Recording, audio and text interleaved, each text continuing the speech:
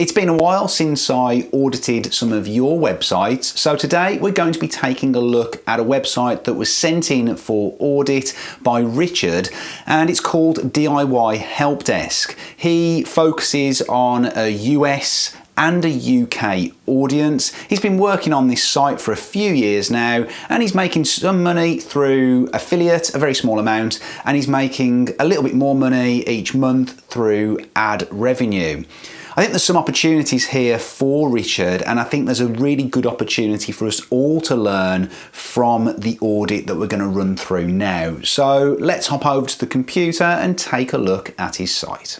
So let's start off with what he's told us about the site, and he's told me that it's in the DIY and home maintenance niche. That's probably not surprising really. And he makes about $10 per month through affiliate sales and about $95 a month through ad revenue. The site at the moment is getting on average about 6,000 hits per month. And his goals for the future are to get it to over 100 articles, to get to about 25,000 page views per month, and get that revenue up to the $1,000 a month mark. He says the site speed needs to improve, so we'll take a look at that. And one of the opportunities that he sees is to sign up for some better affiliate programs and look at link building. He set the site up from scratch following the income school method. And he says there's just simply not enough articles on there at the moment. So let's take a look at the site. The first thing that I'd say is, this isn't probably the nicest branding in the world, and this header is pretty large. I'm not sure if it's like that on the other pages. Let's go in and take a look. Okay, so this is better. Yeah, I prefer this header. Probably worth maybe applying that to the home page, but again, that's not really going to change it a great deal in terms of traffic and that sort of stuff. I like the fact that you've got this slogan here: DIY tips, tricks and guides for renovating your home. We'll come back to that shortly. One thing that I would say here is that you are going right up to the edge on this container here. If it's possible within the theme, I would just get a little bit of padding on there on each side. It's the same for mobile, so that doesn't look particularly nice, particularly on mobile.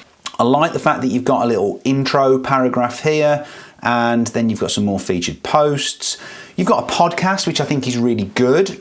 You've also got some links to, I think, YouTube and your social channels, again, which is really good.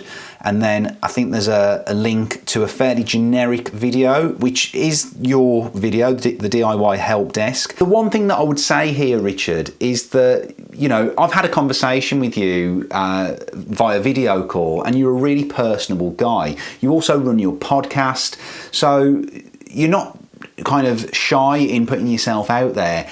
I actually think there's an opportunity here to, like I say, unless you're thinking of selling the site in the next 12 months or so, get your face on here. Maybe put a little video together, a 30-second, 60-second video, and rather than hiding this video down at the bottom here, get something up here at the top and really, show who you are and why you should be the face of the site. If I go back down to the bottom here, just a couple of little things. You've still got 2020 for your copyright, so I'll just update that to 2022. And then you've also got these WordPress links and the theme links down here at the bottom. Personally, I would, if you can, remove these. Some themes allow you to do this very easily, others don't, but there's still ways in which you can get those removed. Purely because this is your home page, and I'm guessing this footer is going to be on every page. So you're spreading link juice or link equity around, or you're sending it to these sites, and it's just diluting the power that you've got a little bit. So it's just not helpful to send that link juice through to these pages. Now, if we take a look at the structure of the site, so we're going to use Screaming Frog for this. And really what I'm looking at here is what you've got indexed, all the pages that you've got, whether there are any 404 errors, things like your meta titles and descriptions and so on. So we're essentially looking at the technical or the on-page SEO. So the first thing that kind of jumps out to me here is that you are indexing your category pages. Now, that's not ideal, particularly because you've got an awful lot of category pages. And I know you said to me you want to get to over 100 articles. Well, you've actually got, if we go into Google and take a look at what's indexed, you've actually got 160 pages indexed in Google. Now, clearly the majority of those are not pages that need to be indexed in Google. And we can actually see here, you know, we've got this woodwork archives category page that's showing up, and again, a project archive, it's workshop archives. They just don't need to be there. And as you grow your site, they're going to cause harm because they're going to affect your crawl budget. The good news here is that Google clearly is quite happy to index pages on your site. So it should be a fairly easy fix. And then on that theme, you've also got your terms of service indexed, you've got your privacy policy indexable, so you want to remove those. Again, there's just no value in having those indexed. One other thing is your homepage is the most powerful page on your site, and if nothing else, from a brand point of view, it's going to indicate to Google what your website is about. So I said that I like this slogan that you've got here. If we go into your meta title, we can see all we've got is home-the DIY help desk. Whereas what I would much rather you have there is the DIY help desk as the first part of your meta title, followed by maybe a shortened version of this sentence here, just to give a little bit more context as to what it's about. Clearly we can see Google's going to know it's about DIY, but you know, is it selling tools? Is it giving guides on how to do stuff? Is it reviewing products? Is it providing buyer's guides? What is it? Let's get a little bit more context in there. And you've kind of done that here in your meta description. Great DIY ideas, tips and tricks. Learn how to fix, repair and improve your home with our guides on everything from plumbing to decorating. I think that's okay. I think there's no need really to worry about that at the moment. And then if we just have a look, you can see, you know, you've got an awful lot of category pages. All of these here are category pages. We've got some 404 errors that we need to look at too. There's another one here. There's another one here. There's actually quite a few. So if we take a look at this home security tools, let's see where that link's coming from. So it's coming from this recommended tools page. That one is as well. So it looks like this recommended tools page is causing you an issue. So if we go in and take a look at that page,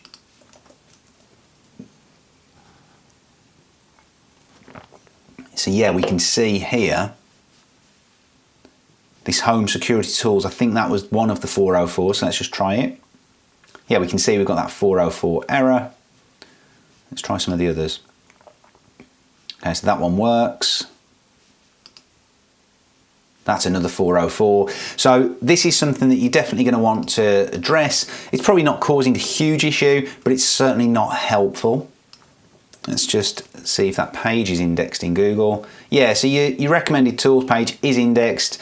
Google's going to hit those 404 errors, and again, it's just going to impact on crawl, and again, you know, it's just not a good signal to send. And then if we come in and take a look at some of your pages, let's go for something that looks like, okay, how to bleed radiators without a radiator key. That sounds very income school-esque to me. Okay, so how to bleed out, yeah, okay, so that's okay. And then you've not, okay, so I can see you're not using your meta descriptions, and to be honest, that's fine. Sometimes I do use a meta description, sometimes I don't. Google's tending to rewrite their own anyway these days, so that's not a massive issue. And then let's just take a look at the sort of content you've got. So you said you're making a little bit from affiliate. I can see a lot of info type content here. Let's have a look at best. Have you got anything with best? So you've got one, so you've only got one piece of content here that is like a buyer's guide using best. So common circular saw blades, how to choose the best saw blade. That's not a great URL actually. We'll come back to that in a second. So let's just pop that in. And then let's see if you've got any reviews. Okay, so you've got one review, so we'll take a look at that. So the first thing that I'd say there clearly is that you've not got a huge amount of affiliate content. And okay, yeah, you can make good money with ads and with info type content, but I think there's a huge opportunity here to make more money through affiliate type content. And because you've been so focused on the info stuff, even if you buy into the info versus commercial page ratios on a website, you've got tons of scope to create more commercial content there. So I think you definitely should look at doing that. But let's take a look at these 2 pages that you've created so far and see if you're on the right lines with them. So the first thing that I'd say here, Richard, is that you've got ads running on a commercial page. So you probably don't want that. There's a lot of distraction here, whereas you really want to be pushing the user towards one specific action, which should be to click on the product and then buy it. So yeah, there's an awful lot of distraction here. You've got this checklist price of the Hikoki DV combi drill. That's going to Amazon, so that's fine. There's no particular issue here with your button. The only thing that I would say is that it kind of blends in with your main colour scheme. And this is something that I used to do. Now I tend to go for a completely contrasting colour to the colour scheme. So I'll go for almost the opposite colour. So a blue might work well here. And all that's going to do is it's going to help that button to stand out. Like I say, particularly because you've got so much other distraction going on here, this is just going to get lost. I would probably also link your images. The images look good though.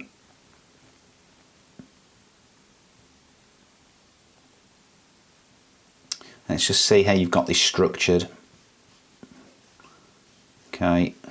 So Hikoki cordless screw. One thing I would probably look to do here is not repeat the words review. So don't have that in your meta title twice, and I wouldn't have the brand in there twice. I would just go with something like Hikoki, if this is the main keyword, which it probably is, Hikoki cordless drill review, something like a dash, and then the product code, and then I don't think you need to include pros and cons. You definitely don't need to repeat the word review. So you could have you could have something like Hikoki cordless drill review 2022 dash DV 18 DGL verdict. Something like that. Nice and clean, not too over optimized. The URL is fine, no issues there. And then everything else is H1, H2, yeah, so that's all fine. Word count 1500s. And it just depends what the competition are doing. So we're going on this a little bit. Let's just take a little bit of a look at that.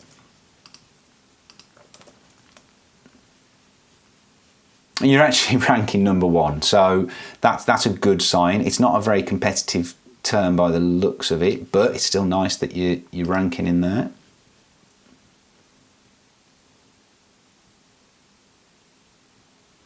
Yeah, you can see it's not particularly competitive. But you've obviously done a good job there with your content and with the images. Like I say, you're kind of getting away with it here with the over optimization. But for harder keywords, it's going to help you most likely to not have that over optimization. The one real positive here though is that Google's quite happy to put you in those positions for a review type keyword. So let's take a look at this one, the common circular saw blades, how to choose the best saw blade every time. Okay, I'm not 100% sure what your main keyword is that you're targeting there. Are you targeting common circular saw blades? Or it's almost like 2 in 1, and you probably don't need that. I probably would have gone with just something like that first bit there. Don't change it now, but for future, I probably would. This still actually looks like, I think this is still info content, isn't it? So, yeah. And your content looks good. Some nice little, I thought you had got some internal links there, but actually they're affiliate links, so that's probably where you're getting a little bit from.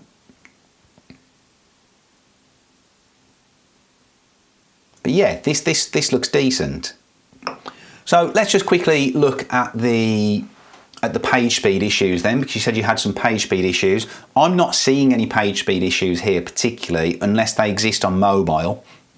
It'd be interesting to see what you're getting from your field data in Google Search Console, but this all looks fine through GT Metrics, and I've run it through Lighthouse Report as well, and that all looks fine too. So I don't think you've really got a particular issue unless this is something that you've addressed over the last week or so since you sent me the audit request. So we'll leave that for now. Let's go and take a look at the site using Ahrefs. So let's go in and look at what we've got going on here. So I actually, there's been a lot of talk about this Ahrefs Overview 2.0, but I actually quite like it, particularly because we can actually see in here where the Google core updates and product review updates have happened, so we can really gauge the impact that it's had. Now, clearly we can see, you've told me that your site gets about 6,000 hits a month.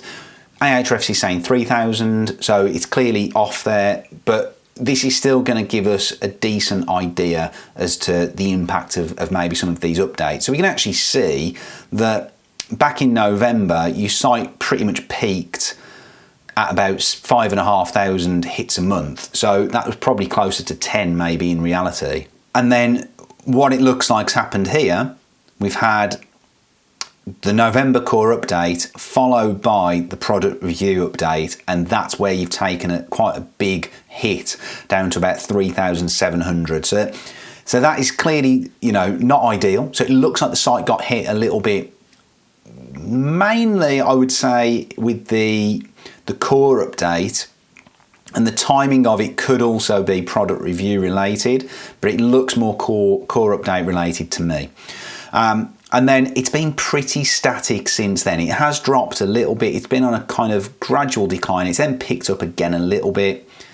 If we look at this here, the May core update, it looks like it was kind of on the rise, and then just after that update, it's dropped again, back down to about where it's at now. So certainly no major concerns there. Obviously, we would like to see that gradual improvement over time, but that's not always the case. But your site hasn't been decimated. So even if there was a bit of a hit here and you felt that hit, it's still something to push forward on and work on to improve. So let's take a look at some of your backlinks. I know you said that link building was something that you probably needed to focus on. Okay, so we can see here, this is quite a nice link. This is a DR34 site. It's called tooldigest.com, which is ideal. And it's got some organic traffic going into that site. Green build also looks good. Tools Doctor. So these three links here are great. They're all do follow as well. So let's just have a look at do follow. And then let's just look at your top links, and we'll go by domain traffic. I usually go by domain traffic or DR, but I do tend to prefer the traffic. Okay, so that's not particularly relevant. And actually it says the link's been lost. It was an image link anyway. These are not great. So we see the Tools Doctor one again here. That's coming from, it looks like a Dutch website. But I'm guessing that's just the Dutch version of that site. Pershology. Maybe that's okay. Yeah, so you've not... The first thing I'd say is there's only really about 20 links there anyway that have got any power, and most of them, this one's okay. I think some of those links are decent. I think, like you've said yourself, you've identified the fact that you do need to probably put a bit more focus into the link building, and the thing to focus on really is links from relevant websites that have decent traffic coming into them. When I say decent traffic, anything over 1,000 hits a month is okay, and obviously the more the better. But the key thing to focus on, I think, is the relevance. Now let's just take a quick look at your anchor text. So let's look at how the anchor text is broken down. Okay, and this is interesting because what we'd like to see here really is the DIY help desk up at the top. Not sure why you've got takeaway as the top anchor text. So 13% of the referring domains that link to you are using the anchor text takeaway. Then you've got an empty anchor, remove, which again is a bit odd. And then we start to go into others, which are fine. But I'd like to see the DIY help desk, the DIYhelpdesk.com, and maybe the naked URL as the top three there. So again, going back to backlinks, what I would really focus on to begin with is getting some relevant backlinks, firing them into the home page and having them branded. So what I mean by that is the anchor text would be the DIY help desk or the DIYhelpdesk.com or a version of that. And that's really what we want to see in there up at the top. And once you've done that, you can go in and be a bit more aggressive with anchor text and link to specific pages on the site. So let's go in and take a look at the keywords that you rank for.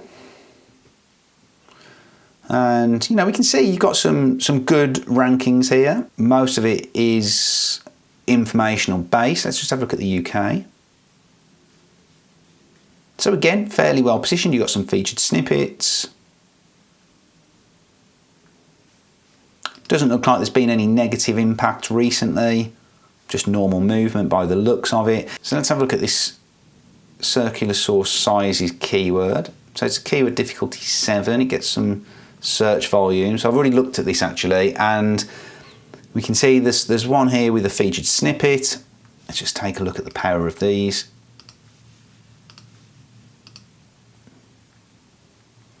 Then we've got the spruce, okay, those great high DA sites again. And then we've got woodsmithspirit.com. We're going to look at those in a second as a competitor. And then we've got yourselves in there too. So yeah, I mean, this is not a particularly powerful site, DA27. So we're going to take a look at that. And we can see, again, there's nothing particularly special about this site. Let's have a look at their homepage. They're running ads. They're running ads as well. You see they've got the persona there. That's what I was saying at the beginning. I think you could include that. And lots of links. So they're being quite aggressive there on their internal linking. And I don't think this is a bad technique to use actually, because like I said, your homepage is going to be the most powerful page. So to get these aggressive anchor text links going from the home page to your internal page, other internal pages, is probably quite a smart strategy to use. You can be quite aggressive with those. They're on Mediavine, so they're running Mediavine ads, so that tells us something about the traffic that they're getting.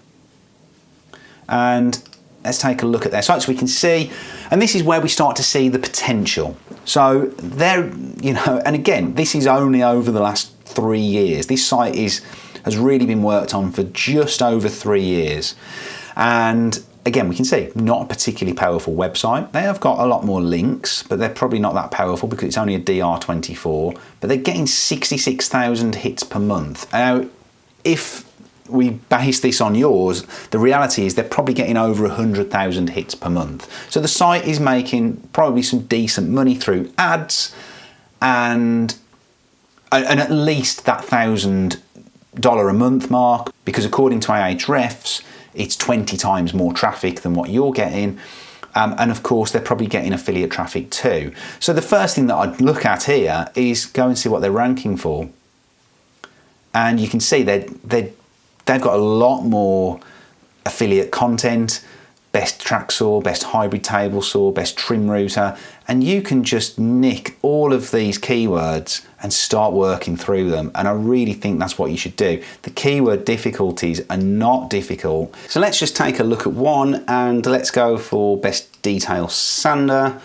And we pop that into Google. I'm not searching on a VPN, but I am searching on Google US. So we can see here, yeah, Woodsmith Spirit in at the top. 2,700 words. DA27, we see upcycle this, DIY that. DA28, 4,500 words.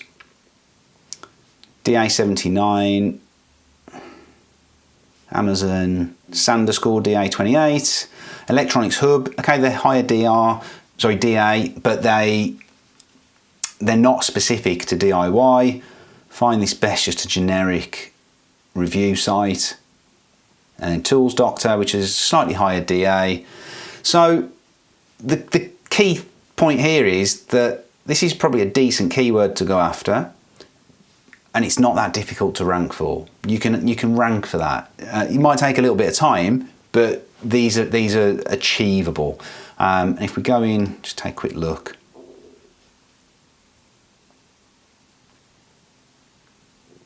So we can see here they're promoting on Amazon. I would probably take this Amazon bit out if I was working on their site. Don't let the reader know where it's going to be, because they can just go to Amazon and find it themselves. But I do like the fact that they've got this table in at the top, and giving the user that quick verdict. This is the top pick. If you're in a rush, go here. It's done. You can buy it.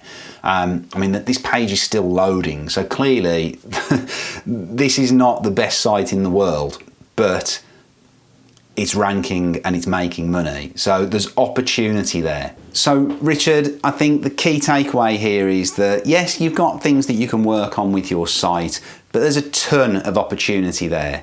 And for me, I know we've had discussions about other projects and things like that, but you've got a real opportunity here. It's, you know, you've got 3 years of domain age. Your site it definitely has no kind of indexing issues or anything like that. You've made mistakes, but you're still generating traffic and you're still generating revenue. I don't think it would be that hard to get to the level that that site is at. The biggest stumbling block to overcome probably is going to be the content creation and then the backlinks. And if you can overcome those two things, then I think you've got a really good opportunity. Now guys, if you want to be able to get your site audited on a video like this in the future, then make sure you are on my email list, and you can sign up for that at theaffiliateschool.co.uk. At the very least, make sure you subscribe to the channel, because I'll also announce things on the community tab, and I'd love to hear your feedback on what you think about Richard's site too. Guys, thank you so much for watching, and if you want to see more of my audits, then watch this video next, where I audit a couple of websites in much the same way, and hopefully it will give you some inspiration for your own sites. Guys, thanks for watching and good luck with your own projects.